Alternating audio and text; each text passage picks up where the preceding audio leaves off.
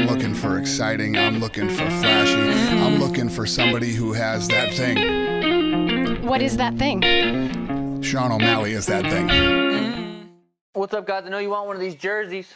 Tomorrow at noon, MST, they're dropping 1 through 100. You don't get to pick your number. You're lucky if you get one. There's 100. Number 69 and number 420 are going to be auctioned off.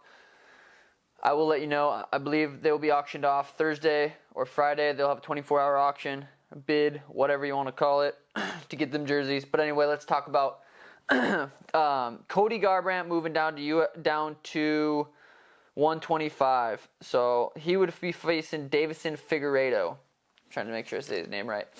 At 125, that's the only matchup at 125 that I'd probably be interested in watching. For whatever reason, there's it's just not that hyped of a weight class.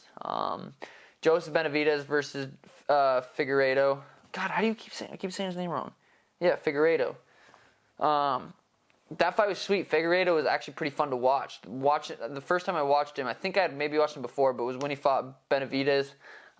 Didn't really know how that fight was going to play out the first time. After that first fight, I was like, okay, that Figueiredo is better. He looked way bigger than Benavidez, and when they had the rematch, I saw that fight playing out exactly how it played out. He bullied him. He was way bigger than him. Shout out, Benavidez is. I love that guy. He's an awesome dude. And it sucked to watch that happen again. But Figueiredo versus Cody Garbrandt at 125. Being around Cody at the hotels and being around him at the fights, he's went on record saying he could make 125 easily. And I believe that. He's not a big guy. He's 5'6", 5'7". He's not a big guy. I would guess, if I had to guess what he walked around at, 150 max. Maybe a little more, 151. Eating bad.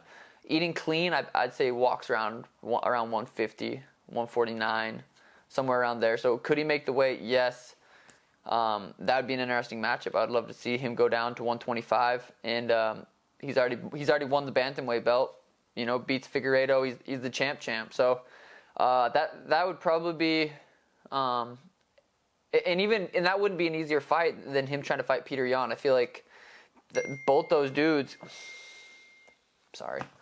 Both those guys are gonna be tough fights. Peter's gonna be, a really tough fight. It's not going to be an easy fight for anyone. And Figueiredo would be a tough fight at 25. If anyone's going to beat him in the flyweight division, it would be Cody Garbrandt. But he still has to make the 125. We've seen what happened when Dillashaw cut down. And Dillashaw's not a very big guy either. I'd have to go back and look, but I think Dillashaw's probably smaller than Garbrandt. So it'd be a tough cut. Could he do it? Yes. Could he beat him? Yes. They're both big what ifs. What if he makes weight?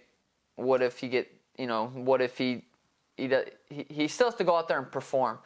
Figueiredo would be a tough fight. That dude's a little gangster. I think Cody would be noticeably a little bit bigger than him. But that dude throws bombs. Is Cody's power going to be as powerful at 25? A lot of question marks. I would be interested in watching that fight. Who else would he fight? Figueiredo, I'm talking. Cody has plenty of options at 35. Everyone wants to fight him. Does his chin get weaker going down to 25? I'd say absolutely. 100% for sure it does. The more weight you cut, the weaker your chin's going to be. And I think that's some science shit too. And that's not just me talking. But if he wants to be champ, I don't really see him going up to 45. He's not big enough to go up to 45.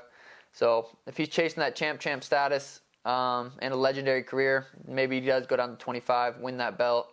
And that would be awesome for me because eventually I'm going to fight him and it would be sweet if I beat, a champ.